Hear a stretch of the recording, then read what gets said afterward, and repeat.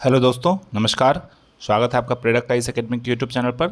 आप लोगों को पता है कि इस चैनल पर डेडिकेटेड रूप से बिहार शिक्षक परीक्षा की तैयारी करवाई जा रही है और इसी संदर्भ में एक बेहद ही महत्वपूर्ण टेस्ट सीरीज का आयोजन करवाया जा रहा है, जिसमें आप लोगों को 50 महत्वपूर्ण प्रश्नों का सेट करवाया जाता है। इस संदर्भ में अभी तक कुल 8 टेस्टों का आयोजन करवाया जा चुका है, जिसको आप प्लेलिस्ट के माध्यम से जाकर देख सकते हैं। आज जो है हम टेस्ट सीरीज 9 को लेकर आए हैं, जिसमें 50 महत्वपूर्ण प्रश्न हैं और इसके माध्यम से आप अपनी तैयारी का मूल्यांकन कर सकते हैं। तो चलिए शुरू करते हैं आज के पहले प्रश्न से। पहला प्रश्न है, कीटाणुनाशक गैमेक्सिन निम्न में से किस पर आधारित है? ऑप्शन है ए डीडीटी, बी बेंजीन हेक्साक्लोराइड, सी हेक्साक्लोरोबेंजीन और डी क्लोरल। तो इसका उत्तर क्या हो जाएगा दोस्तों? इसका उत्तर हो जाएगा बी बेंजीन हेक्साक्लोराइड। अगला प्रश्न है 2 नंबर, कौन सा यौगिक विंटर ग्रीन तेल कहलाता है? ऑप्शन है ए फेनिल बेंजोएट, बी फेनिल सैलिसिटेट, सी फेनिल एसीटेट और डी मेथिल सैलिसिटल। तो इसका क्या हो जाएगा उत्तर? 2 का क्या हो जाएगा दोस्तों? इसका उत्तर रहेगा डी। तो विंटर ग्रीन तेल कौन सा कहलाता है? Methyl salicylate. ठीक है। अगला है 3, यूरिया की पहचान की जा सकती है। ऑप्शन है ए बायोरेट परीक्षण द्वारा, बी बेनेडिक्ट परीक्षण द्वारा, सी ल्यूकास परीक्षण के द्वारा और डी मूलिकन परीक्षण के द्वारा। तो इसका उत्तर क्या हो जाएगा दोस्तों? इसका उत्तर हो जाएगा ए बायोरेट परीक्षण के द्वारा। तो यूरिया की पहचान जो है बायोरेट परीक्षण के द्वारा की जा सकती है। ठीक है। अगला देखते हैं 4 नंबर प्रश्न, आजकल सर्वाधिक प्रचलित एवं सुरक्षित शक्कर का विकल्प कौन सा है? ठीक है। ऑप्शन है ए साइक्लोडेक्स्ट्रीन, बी एस्पार्टेम, सी सैक्रिन और डी फ्रक्टोज। इसका उत्तर क्या होगा दोस्तों? 4 का बी एस्पार्टम। तो सर्वाधिक प्रचलित एवं सुरक्षित शक्कर का विकल्प क्या है आजकल? एस्पार्टम है। ठीक है। अगला है क्लोरोसिस उत्पन्न होता है। ठीक है।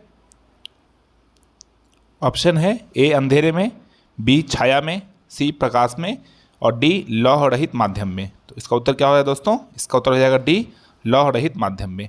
ठीक है। तो क्लोरोसिस किस में उत्पन्न होता है? लौह रहित माध्यम में। ठीक है। अगला देखते हैं, द्विबीजपत्री पौधों के तने में संवहनीय बंडल सामान्यतः किस रूप में होते हैं? ऑप्शन है ए रेडियल, बी एकाग्र, सी संपार्श्विक और डी शनकी। तो इसका उत्तर क्या हो जाएगा दोस्तों? 6 का इसका उत्तर हो जाएगा सी संपार्श्विक। तो द्विबीजपत्री पौधे जो होते हैं उनमें तने में जो संवहनी बंडल होते हैं वो किस प्रकार के होते हैं? संपार्श्विक प्रकार के होते हैं। ठीक है। अगला है, नारियल के फलों का फैलाव होता है ए मेसोकॉर्प द्वारा, बी एपीकॉर्प द्वारा, सी एंडोकॉर्प के द्वारा और डी घुमावदार हुकों के द्वारा। इसका उत्तर क्या होगा दोस्तों? इसका उत्तर आएगा ए मेसोकॉर्प के द्वारा। ठीक है। अगला है 8 नंबर, पक्षी अपने नाइट्रोजन युक्त बेकार पदार्थों को किस रूप में उत्सर्जित करते हैं? ठीक है। ऑप्शन है ए यूरिया, बी अमोनिया, सी वशीय अम्ल और डी यूरिक अम्ल। तो इसका उत्तर क्या होगा दोस्तों? इसका उत्तर जाएगा डी यूरिक अम्ल। ठीक है। अगला है, दीमक की आंत में सेल्यूलोज को पचाने के लिए निम्न में से क्या उपस्थित रहता है? ठीक है। किसमें? दीमक में। ऑप्शन है ए प्रोटोजोआ, बी यीस्ट, सी बैक्टीरिया और डी शैवाल। तो इसका उत्तर क्या होगा दोस्तों? 9 का इसका उत्तर हो जाएगा ए प्रोटोजोआ। तो दीमक की आंत में सेल्यूलोज को पचाने के लिए प्रोटोजोआ उपस्थित होता है। ठीक है। अगला प्रश्न देखते हैं 10 नंबर, निम्नलिखित में से कौन सा ऐसा प्राणी है जिसमें रक्त नहीं होता परंतु वह श्वसन करता है? ऑप्शन है ए तिलचट्टा, बी केचुआ, सी हाइड्रा और डी मछली। तो इसका उत्तर क्या होगा दोस्तों? इसका उत्तर आएगा सी हाइड्रा। तो हाइड्रा में क्या होता है कि रक्त नहीं होता है परंतु वह श्वसन कर सकता है। ठीक है। अगला है, निम्नलिखित में से कौन सा एक सत्य उभयचर जंतु नहीं है? उभयचर मतलब जो जल और स्थल दोनों में निवास कर सकता है या दोनों में गमन कर सकता है। उसका ऑप्शन है ए कछुआ, बी मेढक, सी टोड और डी सेलामेंडर। तो इसका उत्तर क्या हो जाएगा दोस्तों? 11 का एक कछुआ। तो कछुआ जो है वो एक सत्य उभयचर का उदाहरण नहीं है। ठीक है। अगला है, एंट अम्बिवा हिस्टोलिटिका की संक्रामक अवस्था होती है?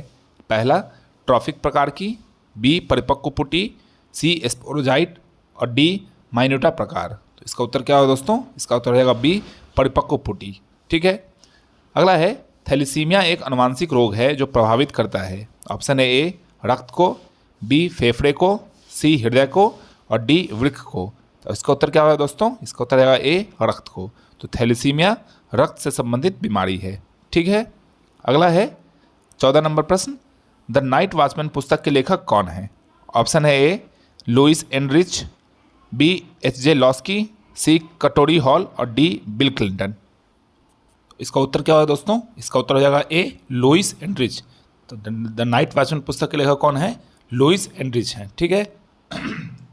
दूसरा अगला है, जापान की मुद्रा क्या है? ऑप्शन है ए डॉलर, बी पीसो, सी येन और डी वान। इसका उत्तर क्या होगा दोस्तों? 15 का इसका उत्तर आएगा सी येन। तो जापान की मुद्रा का नाम क्या है? येन है। ठीक है। अगला देखते हैं 16 नंबर, भारत में सरकार का वित्तीय वर्ष चलता है, इसकी अवधि क्या है? ए 1 जनवरी से 31 दिसंबर तक, बी 1 मार्च से 28 से 29 फरवरी तक, सी 1 अप्रैल से 31 मार्च तक और डी 1 फरवरी से 31 जनवरी तक। तो इसका उत्तर क्या होगा दोस्तों? 16 का सी 1 अप्रैल से 31 मार्च तक। तो भारत सरकार का जो वित्तीय वर्ष है उसकी अवधि क्या होती है?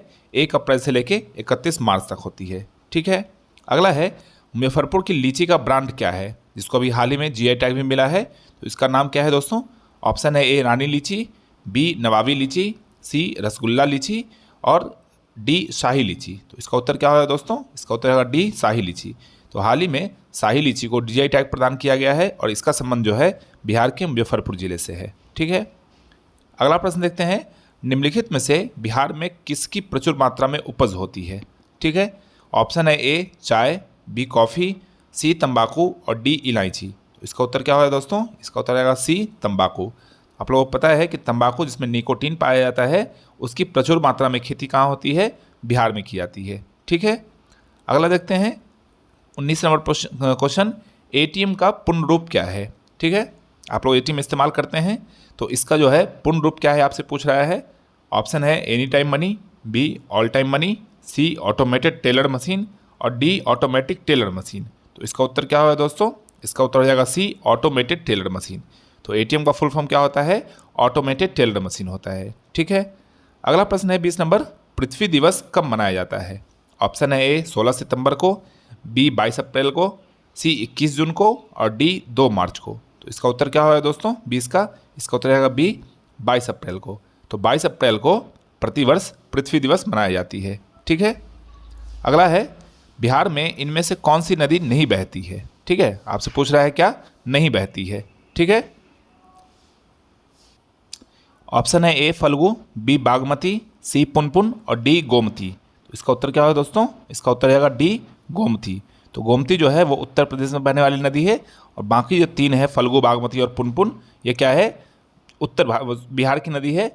ठीक है। जिसमें फल्गु और पुनपुन जो है वो दक्षिण बिहार में बहती है और बागमती जो है उसका जो स्थान है वो क्या है? पूर्वी बिहार है। ठीक है। अगला है, इनमें से कौन सा जलप्रपात बिहार में स्थित नहीं है? ऑप्शन है ए हुंडरू, बी धुआं कुंड, सी ककोलत और डी मंझर कुंड। तो इसका उत्तर क्या होगा दोस्तों? इसका उत्तर हो जाएगा 22 नंबर का ए हुंडरू जलप्रपात। तो बाकी जो 3 जलप्रपात है वो कहाँ स्थित है? बिहार में स्थित हैं। ठीक है। अगला है, वर्तमान समय में निम्न में से कौन सा एक मौलिक अधिकार नहीं है? ऑप्शन है ए समानता का अधिकार, बी संपत्ति का अधिकार, सी शोषण के विरुद्ध अधिकार और डी स्वतंत्रता का अधिकार। तो इसका उत्तर क्या होगा दोस्तों? इसका उत्तर जाएगा बी संपत्ति का अधिकार। तो क्या किया गया कि मौलिक अधिकार में 19 के एफ में संपत्ति के अधिकार का प्रावधान किया गया था, जिसको हटा के अब क्या कर दिया गया है? 300 का ए कर दिया गया है और इसको कानूनी अधिकार बना दिया गया है। ठीक है। इसको शामिल किस में किया गया है? अनुच्छेद 300 के ए में। ठीक है।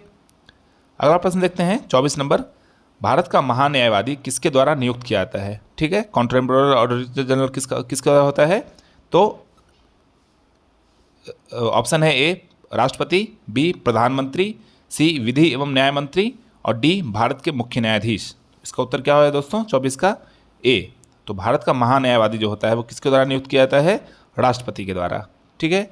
अगला है, पंचायती राज अपनाने वाला पहला राज्य कौन था? ऑप्शन है ए उत्तर प्रदेश, बी मध्य प्रदेश, सी बिहार और डी राजस्थान। तो इसका उत्तर क्या हो जाएगा दोस्तों? इसका उत्तर जाएगा डी राजस्थान। तो 2 अक्टूबर 1959 को, ठीक है, कब? 1959 को राजस्थान के नागौर जिले में सबसे पहले पंचायत का गठन किया गया था। ठीक है। आप लोग तिथि भी याद रखेंगे। अगला है, स्वच्छ भारत अभियान किस वर्ष प्रारंभ किया गया था? ऑप्शन है ए 2014 ईस्वी, बी 2018 ईस्वी, सी 2016 ईस्वी और डी 2017 ईस्वी। तो इसका उत्तर क्या होगा दोस्तों? इसका उत्तर रहेगा ए 2014 ईस्वी। तो स्वच्छ भारत अभियान जो केंद्र सरकार के द्वारा लागू की गई एक योजना है, वो कब शुरुआत की गई थी उसकी? 2014 ईस्वी में। ठीक है। अगला है, इनमें से कौन भारत के उपराष्ट्रपति कभी नहीं रहे? क्या? उपराष्ट्रपति। ऑप्शन है A Fakhruddin Ali Ahmed, B doctor S Radhakrishnan, C doctor Zakir Hussain और डी वी गिरी। इसका उत्तर क्या होगा दोस्तों? इसका उत्तर है ए फरुखुद्दीन अली अहमद। तो ये क्या थे कि ये मुख्य न्यायाधीश थे, और मुख्य न्यायाधीश से ये क्या बने थे? राष्ट्रपति बने थे। ठीक है। अगला है 28 नंबर प्रश्न, किस संविधान संशोधन के द्वारा शिक्षा को एक मौलिक अधिकार के रूप में सम्मिलित किया गया? ठीक है। ऑप्शन है ए 83वें, बी 84वें, सी 85वें और डी 86वें। तो इसका उत्तर क्या होगा दोस्तों? इसका उत्तर है डी 86वें। तो 86वें संविधान संशोधन के तहत क्या किया गया? शिक्षा को मौलिक अधिकार में शामिल कर दिया गया और अनुच्छेद 21 के ए में इसको स्थान दिया गया। ठीक है। अगला है, डॉक्टर राजेंद्र प्रसाद को संविधान सभा का अस्थायी सभापति कब चुना गया? ठीक है। क्या पूछ रहा है? डॉक्टर राजेंद्र प्रसाद को संविधान सभा का अस्थायी सभापति कब चुना गया? तो आप लोग पता है कि संविधान सभा की जो बैठक हुई थी उसमें दो बार अध्यक्ष का चुनाव किया गया था।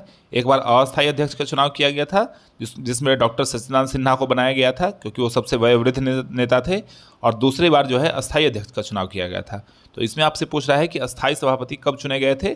तो ऑप्शन है ए नवंबर 1946, बी दिसंबर 1946, सी जनवरी 1947 और डी फरवरी 1947। तो इसका उत्तर क्या होगा दोस्तों? 29 का। इसका उत्तर हो जाएगा बी दिसंबर 1946। तो 9 अगस्त जो है 9 अगस्त 1946 को संविधान सभा के अस्थायी अध्यक्ष का चुनाव हुआ था जिसमें डॉक्टर सच्चिदानंद सिन्हा को बनाया गया था, और उसके 2 दिन बाद जो है 11 अगस्त 1946 को क्या हुआ था कि अस्थायी अध्यक्ष का चुनाव हुआ था। ठीक है, जिसमें डॉक्टर राजेंद्र प्रसाद को अस्थायी अध्यक्ष नियुक्त किया गया था। अगला है, भारतीय संविधान की किस अनुसूची में भारतीय भाषाओं को सम्मिलित किया गया है? ठीक है, तो इसका ऑप्शन है आपके पास ए 5वें, बी 6ठे, सी 7वें और डी 8वें। तो आप लोगों को पता है कि इसको कब शामिल किया गया, किस अनुसूची में शामिल किया गया है? 8वें अनुसूची में शामिल किया गया है। ठीक है, कुल 22 भाषाओं का उल्लेख है जिसको संवैधानिक दर्जा प्राप्त है, और कुल अनुसूची की संख्या कितनी है? तो 12 है। ठीक है, कुल 395 अनुच्छेद हैं, 12 अनुसूचियां हैं और 22 भाग हैं संविधान में। ठीक है। अगला है, कोटा किनाबालू सर्वोच्च शिखर है कहाँ का? Option A Myanmar, B Indonesia, C Thailand और डी मलेशिया। तो इसका उत्तर क्या होगा दोस्तों? इसका उत्तर रहेगा डी मलेशिया। तो कोटा किनाबालू सर्वोच्च शिखर किस देश में स्थित है? मलेशिया देश में स्थित है। ठीक है। अगला है, निम्नलिखित में से कौन सी रूस की एक नदी प्रशांत महासागर की ओर बहती है? ठीक है, ऑप्शन है ए ओब, बी लीना, सी अमूर और डी येनिसी। तो इसका उत्तर क्या होगा दोस्तों? 32 का। इसका उत्तर हो जाएगा 32 का सी। ठीक है, तो सी अमूर नदी जो है वो रूस की एक नदी है जो प्रशांत महासागर की ओर बहती है। ठीक है। अगला प्रश्न देखते हैं 33 नंबर, निम्नलिखित में से किस एक कृषि उपज का भारत सर्वोच्च उत्पादक है? ऑप्शन है ए कपास, बी तिलहन, सी चाय और डी तंबाकू। तो इसका उत्तर क्या होगा दोस्तों? इसका उत्तर हो जाएगा बी तिलहन। तो कृषि उपज तिलहन है उसका भारत सर्वोच्च उत्पादक है। ठीक है। अगला देखते हैं 34 नंबर, निम्नलिखित में से कौन सा एक सही सुमेलित नहीं है? ऑप्शन है ए मुंकाबिका कर्नाटक, बी डलमा झारखंड, सी नैयर छत्तीसगढ़ और डी कोटिगांव गोवा। तो इसका उत्तर क्या होगा दोस्तों? इसका उत्तर रहेगा सी नैयर छत्तीसगढ़। ठीक है। अगला प्रश्न देखते हैं 35 नंबर, निम्नलिखित में से कौन सा एक राज्य भारत में कहवा उत्पादन में अग्रणी है? ठीक है, क्या पूछ रहा है? कहवा उत्पादन में अग्रणी है। ठीक है, ऑप्शन है ए आंध्र प्रदेश, बी कर्नाटक, सी केरला और डी तमिलनाडु। इसका उत्तर क्या होगा दोस्तों? 35 का बी कर्नाटक। तो कहवा उत्पादन में कर्नाटक राज्य जो है प्रथम स्थान पर है। ठीक है। अगला है 36 नंबर, निम्नलिखित में से कौन सी एक पर्वतीय चोटी सही सुमेलित नहीं है? ऑप्शन है ए अबोर झारखंड, बी दूनागिरी उत्तराखंड, सी मिकिर असम और डी नीमगिरी उड़ीसा। तो इसका उत्तर क्या होगा दोस्तों? 36 का ए अबोर झारखंड। ठीक है, ये सुमेलित नहीं है। ओके। अगला है, किसने दास्ता की संस्था को आलोचना की और उसे गैर इस्लामी वर्णित किया? ऑप्शन है ए सैयद अहमद खान बरेलवी, बी मौलवी चिराग अली, सी मिर्ज़ा गुलाम अहमद और डी सैयद अहमद खां। तो इसका उत्तर क्या होगा दोस्तों? इसका उत्तर रहेगा डी सैयद अहमद खां। ठीक है, इनको मुस्लिम समाज सुधारक के नाम से भी जाना जाता है, और इन्होंने दास्ता की संस्था की आलोचना की और इसे गैर इस्लामी वर्णित किया था। ठीक है। अगला है, देशों के साथ संबंधों में सर्वोच्चता की शक्ति को सुस्पष्ट रूप से किसने परिभाषित किया था? ऑप्शन है ए लॉर्ड मेयो, बी लॉर्ड सिल्बसरी, सी लॉर्ड लिटन और डी लॉर्ड कर्जन। तो इसका उत्तर क्या होगा दोस्तों 38 का? इसका उत्तर रहेगा डी लॉर्ड कर्जन। तो देशी राज्यों के साथ संबंध में सर्वोच्चता की शक्तियों को सुस्पष्ट रूप से लॉर्ड कर्जन ने परिभाषित किया था। ठीक है, अगला है अमृत बाजार पत्रिका का संस्थापक जो संपादक थे वो कौन थे? ऑप्शन है ए हरिश्चंद्र मुखर्जी, बी शिशिर कुमार घोष, सी सुरेंद्रनाथ बनर्जी और डी जेसी बागल। तो इसका उत्तर क्या होगा दोस्तों 39 का? बी शिशिर कुमार घोष। तो अमृत बाजार पत्रिका के संस्थापक संपादक कौन थे? शिशिर कुमार घोष थे। ठीक है, अगला है 40 नंबर, बंगाल में एक नए भू अभिजात वर्ग की स्थापना किसने की थी?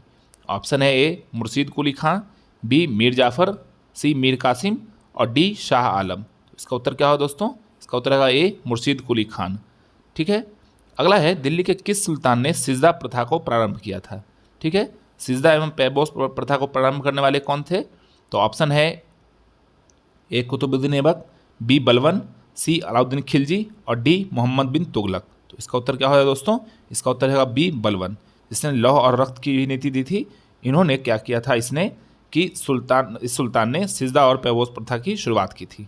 ठीक है, अगला है आलमगीर नामा किसने लिखा है? ऑप्शन है ए मिर्ज़ा गुलाम अहमद, बी मोहम्मद साकी मुजद्देद खां, सी अकील खाड़ाजी और डी ईश्वरी दास। तो इसका उत्तर क्या होगा दोस्तों 42 का? इसका उत्तर रहेगा ए मिर्ज़ा मोहम्मद कासिम। तो आलमगीर नामा जो है मिर्ज़ा मोहम्मद कासिम ने लिखा है। ठीक है, अगला है मध्यकालीन बिहार में बुनियादी प्रशासनिक इकाई के रूप में परगना का किसने जो है गठन किया था या विकसित किया था? ऑप्शन है ए बख्तियार खिलजी, बी इब्राहिम खान, सी शेरशाह सूरी और डी अकबर। तो इसका उत्तर क्या होगा दोस्तों? इसका उत्तर रहेगा सी शेरशाह सूरी। तो शेरशाह सूरी जो बिहार के शासक थे और ये बहुत प्रसिद्ध रहे, इन्होंने क्या किया था कि परगना का गठन किया था। ग्रैंड टैंक रोड निर्माण करने का श्रेय भी जो है शेरशाह सूरी को जाता है। और इनका अगर अब बात करें कि इनका मकबरा कहाँ स्थित है, तो बिहार के सासाराम में स्थित है। ठीक है, अगला है 44 नंबर, अकबर के राज्य के समय बिहार कितने सरकारों में बटा था? ठीक है, सरकार मतलब क्षेत्र में बटा था। ठीक है, ऑप्शन है ए 6, बी 7, सी 8 और डी 9। तो इसका उत्तर क्या होगा दोस्तों? इसका उत्तर रहेगा बी 7। तो अकबर के राज्य के समय में बिहार 7 सरकारों में बटा हुआ था।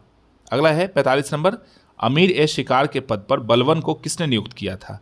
ऑप्शन है ए मुइजुद्दीन बहराम शाह, बी नसरुद्दीन महमूद शाह, सी मलिक अलाउद्दीन जानी और डी रजिया सुल्ताना। तो इसका उत्तर क्या होगा दोस्तों 45 का? डी रजिया सुल्तान। तो अमीर ए शिकार के पद पर बलवन को रजिया सुल्तान ने नियुक्त किया था। ठीक है, अगला देखते हैं 46 नंबर, भूमि अनुदान किन्हें दिए गए थे जो शाही दरबार से जुड़े हुए थे? ऑप्शन है ए कायस्थ, बी ब्राह्मण, सी राजमुखिया और डी राजपूत और मुसलमान अधिकारी। इसका उत्तर क्या है दोस्तों? इसका उत्तर है ब्राह्मण। तो ब्राह्मणों को जो है भूमि अनुदान दिए जाते थे जो शाही दरबार से जुड़े होते थे। ठीक है, अगला है इलाहाबाद स्तंभ अभिलेख की 21वीं पंक्ति में आर्यावर्त के कितने शासकों का जिक्र किया गया है? ऑप्शन है ए 6, बी 7, सी 8 और डी 9।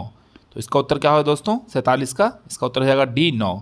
तो इलाहाबाद स्तंभ अभिलेख में 21वीं पंक्ति में आर्यावर्त के 9 शासकों का उल्लेख किया गया है।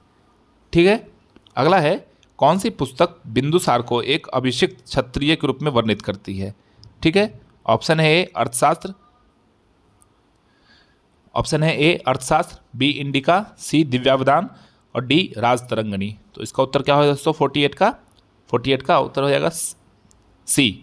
तो बिंदुसार को एक अभिषिक्त क्षत्रिय के रूप में दिव्यावदान में वर्णित किया गया था। ठीक है, अगला है बिहार के किस जिले में स्थित मखाना अनुसंधान केंद्र को हाल ही में नेशनल रिसर्च सेंटर का दर्जा दिया गया है? ऑप्शन है ए दरभंगा, बी मधुबनी, सी सहरसा और डी पूर्णिया। इसका उत्तर क्या होगा दोस्तों? इसका उत्तर है ए दरभंगा। तो बिहार के दरभंगा में स्थित मखाना अनुसंधान केंद्र को हाल ही में नेशनल रिसर्च सेंटर का दर्जा दिया गया है। ठीक है, अगला है 50वां और अंतिम प्रश्न, भारत का सबसे पुराना अर्धसैनिक बल जिसे हाल ही में अपना 187वां स्थापना दिवस मनाया है कौन है? ऑप्शन है ए CRPF, बी CISF, सी SSB और डी असम राइफल्स। इसका उत्तर क्या होगा दोस्तों? D Assam rifles. तो असम राइफल्स ने हाल ही में अपने स्थापना का 187वां स्थापना दिवस मनाया है। ठीक है, तो इसी के साथ आज के 50 प्रश्न समाप्त हुए। मिलते हैं अगले वीडियो में, तब तक आप अगर चैनल पर नए हैं तो सब्सक्राइब कीजिए, लाइक कीजिए, शेयर कीजिए। धन्यवाद।